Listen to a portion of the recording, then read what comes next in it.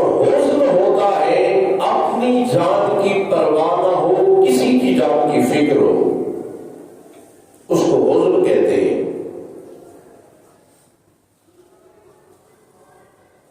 جب کفار مکہ غار کے دروازے پہ کھڑے ہیں اور آپس میں باتیں کر رہے ہیں، اور جناب حضرت سیدنا صدیق اکبر رضی اللہ تعالیٰ عنہ کی نظر ان پہ پڑی، تو جناب حضرت سیدنا صدیق اکبر رضی اللہ تعالیٰ عنہ پریشان ہو گئے۔ جب چہرے سے پریشانی کے آثار نمودار ہوئے تو میرے پاک نبی فرمانے لگے، میرے یار ابو بکر حزن نہ کر، اللہ ہمارے ساتھ ہے۔ حالانکہ حضور بھی یہی فرما رہے ہیں کہ ابو بکر حزن نہ کر، حضور نے نہیں فرمایا کہ ابو بکر غم نہ کر، حضور نے بھی حزن کہا، اللہ نے بھی حزن فرمایا، اور جناب ابو بکر کو بھی غم نہیں ہے، حزن ہے۔ جناب حضرت سیدنا صدیق اکبر رضی اللہ تعالیٰ عنہ کو اپنی جان کی پرواہ نہیں، جناب صدیق اکبر کو پرواہ ہے تو غار میں بھی رب کے محبوب نبی کی جان کی پرواہ ہے۔ حضور کے لیے پریشان ہے کہیں کافر میں مصطفیٰ کریم علیہ السلام کو تکلیف نہ پہنچائے۔ اور جناب حضرت سیدنا صدیق اکبر رضی اللہ تعالیٰ عنہ کی یہ نیکی کتنی شان والی ہے، عظمت والی ہے۔ میرے پاک نبی ام المومنین صدیقہ بنت صدیق، عتیقہ بنت عتیق، حضرت سیدتنا عائشہ الصدیقہ رضی اللہ تعالی عنہا فرماتی ہے، میں رب کے محبوب کے پاس بیٹھی تھی، کھلے آسمان کے تلے رات کا وقت تھا، آسمان ستاروں سے بھرا ہوا تھا۔ سیدہ عائشہ صدیقہ فرماتی ہے، میں نے رب کے محبوب سے پوچھا، اے میرے پاک نبی یہ بتائیں آپ کی امت میں سے کسی کی نیکیاں ان آسمان کے ستاروں جتنی بھی ہے کسی کے پاس؟ میرے آقا مسکرا کے فرمانے لگے، ہاں عائشہ، میرا ایک غلام ایسا ہے جس کے پاس آسمان کے ستاروں جتنی نیکیاں ہیں۔ جناب حضرت عائشہ صدیقہ رضی اللہ تعالیٰ عنہا عرض کرتی ہیں، نبی پاک نبی بتائیں وہ کون خوش نصیب ہے جس کی نیکیاں آسمان کے ستاروں جتنی ہے؟ تو میرے آقا فرمانے لگے، عائشہ وہ میرا یار اور میری مراد جناب فاروق اعظم رضی اللہ تعالیٰ عنہ ہے، جن کے نیکیاں آسمان کے ستاروں جتنی ہے۔ اب ذرا سوچیے، آسمان کے ستارے بھلا کیا گنتی میں آتے ہیں؟ میرے پاک نبی وہ ہے جن کو آسمان کے ستاروں کی تعداد کا بھی علم ہے، اور کسی کی نیکی کا پتہ کسی کو نہیں ہوتا۔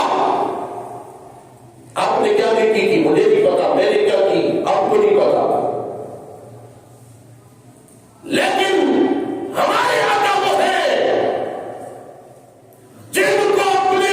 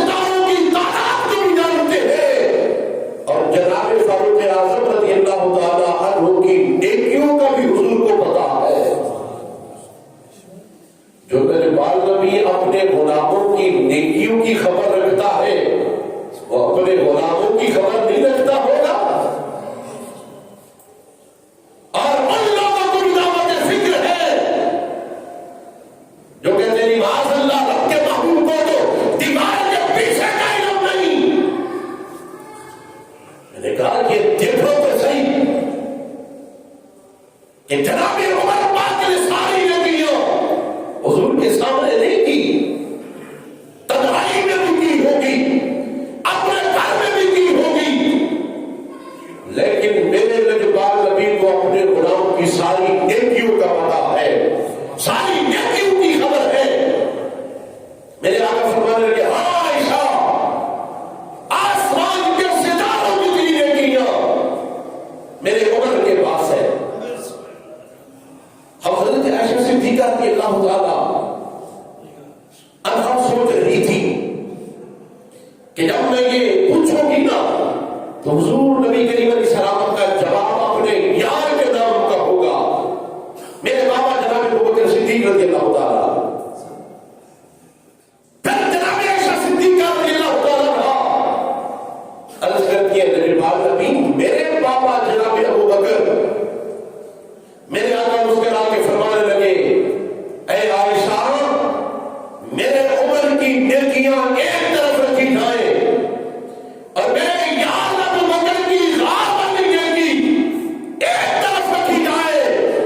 جب دونوں کو تولا جائے اور دیکھا جائے، میرے عمر کی زندگی کی ساری نیکیاں ایک طرف ہو اور میرے یار ابو بکر کی غار والی نیکی ان ساری نیکیوں سے زیادہ وزنی اور جان والی ہے۔ اور یہاں تک کہ جناب فاروق اعظم رضی اللہ تعالیٰ کو ہاتھ جوڑ کے عرض کیا کرتے تھے یا میرے بھائی ابو بکر، میری زندگی کی ساری نیکیاں لے لے، اے میرے بھائی ابو بکر مجھے غار والی ایک نیکی دے دے۔ وہ غار والی نیکی دیکھیں گے کہ ادھر سانپ کے ڈنگ پہ ڈنگ ہے، ادھر کافر ہے پیچھے سے، اور جناب ابو بکر صدیق صاحب کے ڈنگ بھی کھا رہے ہیں اور حضور کے لیے پریشان بھی ہے اور اپنی گود بھی حضور کے سر انور کے لیے پیش کی ہوئی ہے، حضور کا دیدار بھی کر رہے ہیں اور لجپال نبی پہ اپنی جان نچھاور بھی کر رہے ہیں۔ اور جناب حسینہ صدیق اکبر رضی اللہ تعالیٰ کو وہ ہستی ہے، میرے آقا ایک دن فرمانے لگے کہ جنت کا ایک دروازہ ہے، اور کسی نے سوال کیا آقا اس دروازے سے کون کون داخل ہوگا؟ میرے آقا نے فرمایا فلاں اس دروازے سے داخل ہوگا، فلاں اس دروازے سے داخل ہوگا، فلاں جنت کے اس دروازے سے داخل ہوگا۔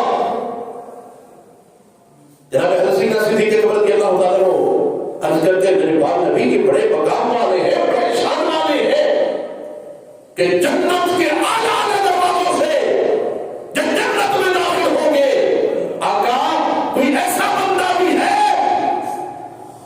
جو جنت کے سارے دروازوں سے داخل ہو؟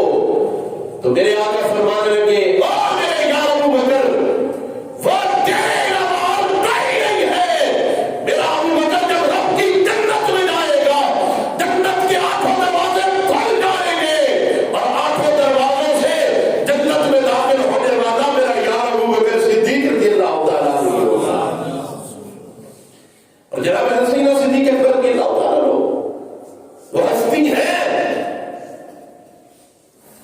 کہ میرے آقا فرماتے ہیں مجھ پہ جس نے جو بھی احسان کیا نا، میں سب کے احسانوں کا بدلہ اس دنیا میں واپس لوٹا کے لا رہا ہوں۔ اور میرے آقا فرماتے ہیں میرا ابو بکر ایسا ہے جس کے احسانوں کا بدلہ میں نہیں چکا سکا، میرے ابو بکر کو میرے ان کے احسانوں کا بدلہ اللہ رب العالمین قیامت کے دن خود جناب ابو بکر کو عطا فرمائے گا۔ اور جناب حسینہ صدیق اکبر رضی اللہ تعالیٰ نے جب اسلام قبول کیا نا، 40,000 دینار ہے آپ کے پاس، اور وہ سارے اکٹھے کر کے نا حضور کی قدموں میں جا کے نشاور کر دی، یا رسول اللہ ابو بکر بھی آپ کا ہے اور ابو بکر کا سارا مال بھی آپ کا ہے۔ اور میرے آقا فرمایا کرتے تھے مجھے اتنا کسی کے مال نے فائدہ نہیں دیا جتنا مجھے فائدہ جناب ابو بکر صدیق کے مال نے دیا ہے۔ اور جناب حسینہ صدیق اکبر رضی اللہ تعالیٰ وہ ہستی ہے کہ جب بخاری شریف کے اندر موجود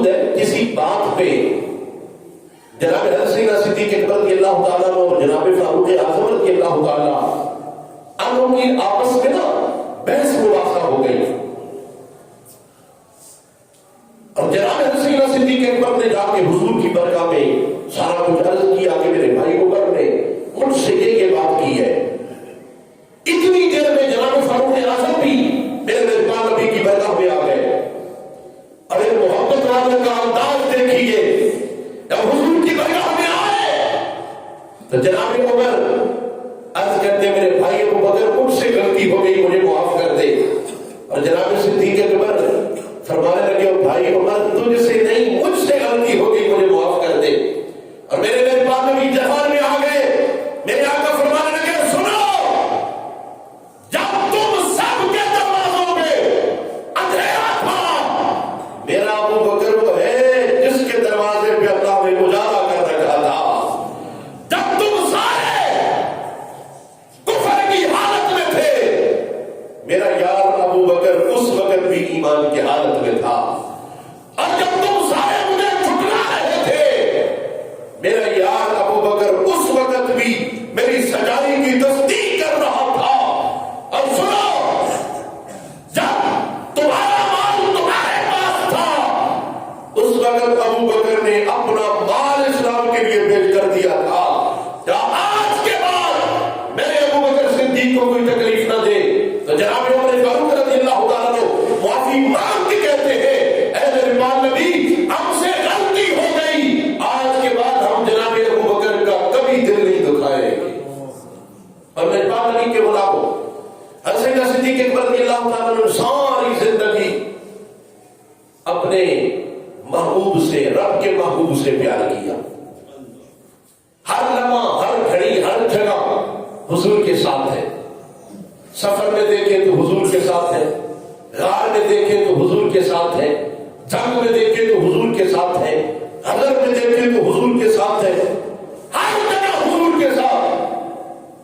اور رب ذوالجلال نے پھر میزان بھی حضور کے ساتھ عطا کیا ہے. اور یہ رب کا فیصلہ ہے. میرا رب اعلان کر رہا ہے منہا خلقناکم وفیہا نعیدکم ومنہا نخرجکم تارۃ اخری. میرا رب فرماتا ہے یاد رکھنا میں رب نے تمہیں زمین کی مٹی سے بنایا ہے اور پھر تمہیں زمین کی طرف لوٹ کے جانا ہے. پھر زمین سے اللہ تمہیں دوبارہ نکالے گا. زمین سے مٹی سے رب نے بنایا, مٹی کی طرف لوٹ کے جانا ہے اور پھر رب ذوالجلال کل پھر ہمیں مٹی سے نکالے گا.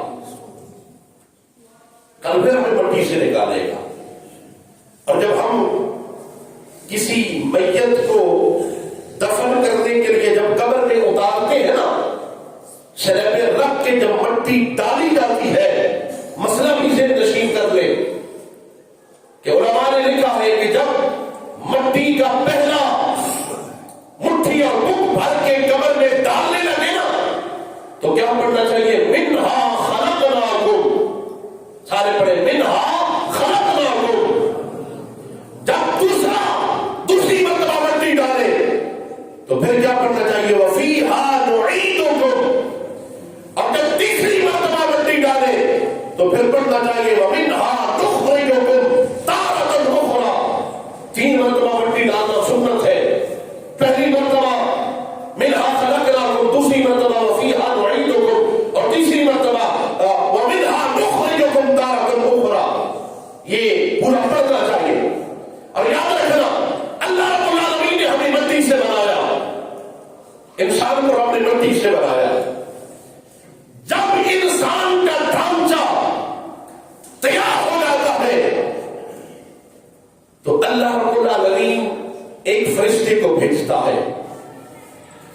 وہ زمین کی اس جگہ کی مٹی اٹھا کے فرشتہ لاتا ہے کہ مرنے کے بعد بندے نے جس زمین کے ٹکڑے پہ دفن ہونا ہوتا ہے وہاں سے میرے آقا فرماتے ہیں وہ فرشتہ مٹی اٹھاتا ہے اور مٹی اٹھا کے وہ ناش والی جگہ پہ میرے آقا فرماتے ہیں فرشتہ آ کے اس مٹی کو لگا دیتا ہے ناش والی جگہ پہ.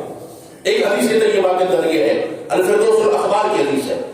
اور دوسری حدیث میرے آقا فرماتے ہیں جب انسان کا ڈھانچہ تیار ہو جاتا ہے فرشتہ وہ قبر والی جگہ کی مٹی اٹھا کے آتا ہے اور انسان کے پورے جسم کے اوپر اس مٹی کو چھڑک دیا جاتا ہے.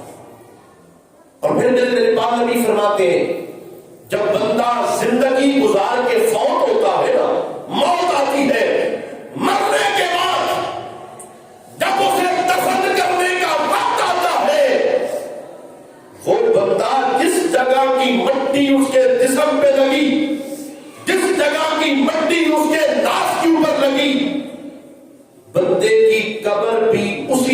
پہ جا کے بنتی ہے، اسی جگہ پہ جا کے بنتی ہے۔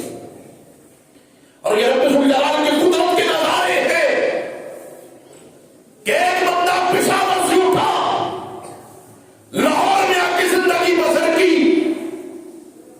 لیکن موت اس کو کراچی میں آئی، اور کراچی سے پھر تدفین اس کی بلوچستان میں جا کے ہوئی۔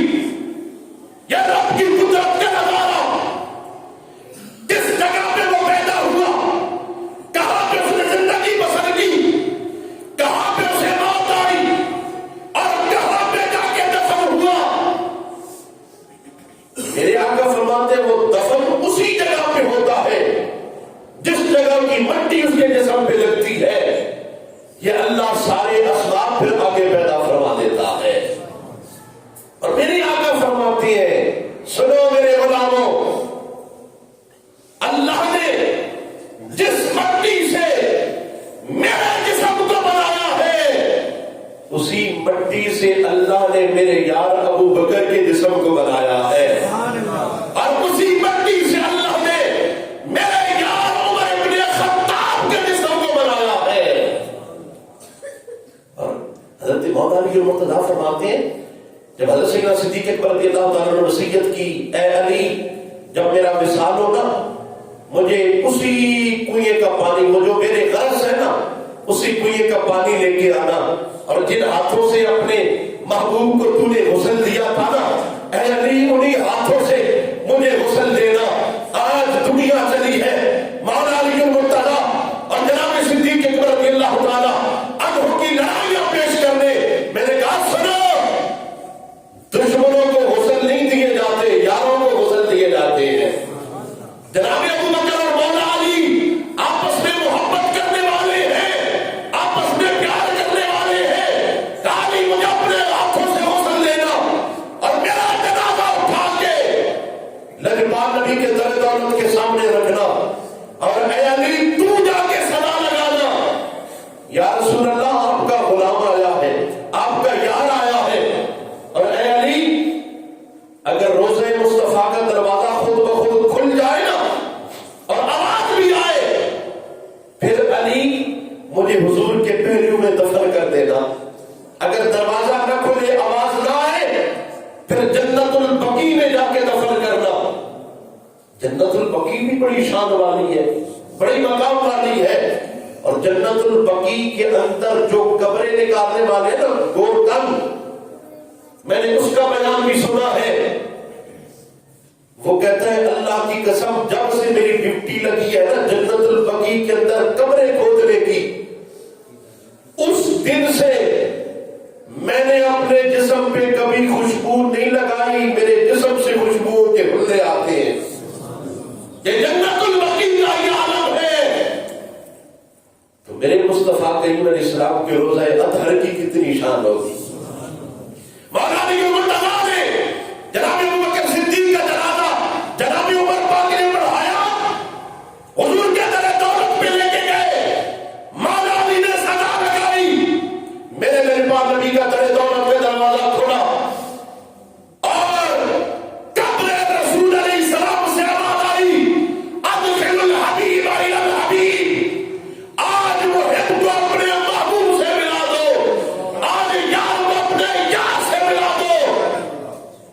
حضرت عائشہ صدیقہ فرماتی ہے جب ہم نے اللہ کے محبوب کا مزار شریف بنایا نا، تو اس کمرے میں پھر دوسری قبر کی جگہ نہیں تھی، قبر کی جگہ نہیں تھی دوسری۔ اور جب مولانا علی المرتضیٰ نے میرے بابا کے جنازے کے لیے آواز لگائی نا، حضرت عائشہ صدیقہ فرماتی ہے پھر دروازہ بھی کھل گیا، لجپال نبی کے مزار پر انوار سے بھی آواز آئی، اور اللہ نے پھر اس کمرے کو بھی کھول دیا، کمرہ بھی وسیع ہو گیا۔ اور حضرت عائشہ صدیقہ فرماتی ہے پھر حضور کے مزار پر انوار کے بعد میرے بابا جناب ابو بکر صدیق کا مزار بنایا گیا، اور جناب ابو بکر صدیق کے مزار کے بعد ایک قبر کی جگہ بچی۔ اور حضرت عائشہ صدیقہ فرماتی ہے کہ میں نے نیت کر لی یہ جگہ میں اپنے لیے رکھوں گی، اپنے لیے رکھوں گی، لیکن جب جناب فاروق اعظم کے مثال کا وقت آیا، آپ نے حضرت عائشہ کے پاس غلام بھیجا، کہا عائشہ میں اپنے یاروں کے پہلو میں دفن ہونا چاہتا ہوں، ذرا یہ جگہ تو مجھے دے دے۔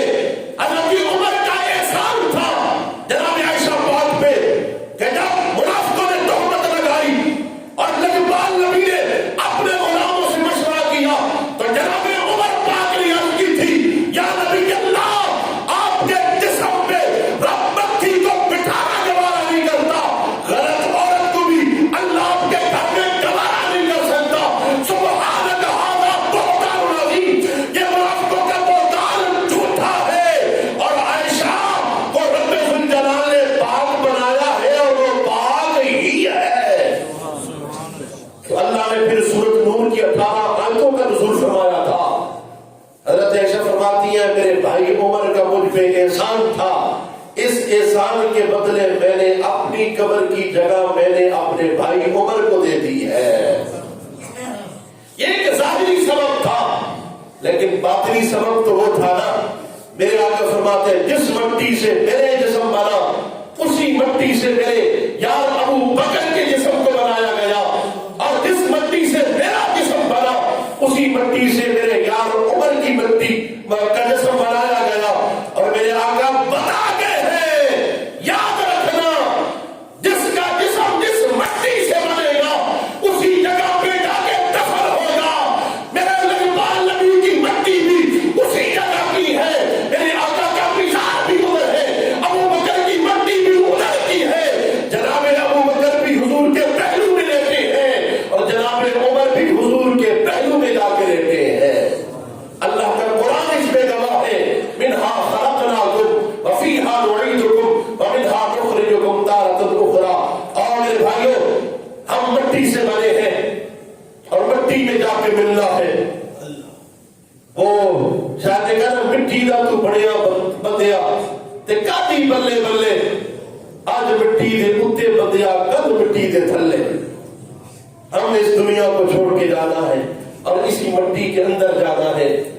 اور رب کا قرآن کہتے ہیں وَلَا تَمْشِ فِي الْأَرْضِ مَرَحًا، زمین کے اوپر اکڑ کے نہ چل، یہ بھی یاد رکھ کر اس زمین کے اندر بھی تجھے جانا ہے۔ اللہ رب العالمین ہمیں حضرات صحابہ کرام علیہ رضوان کے نقش قدم پہ چلنے کی توفیق عطا فرمائے۔ وآخر دعوانا الحمدللہ۔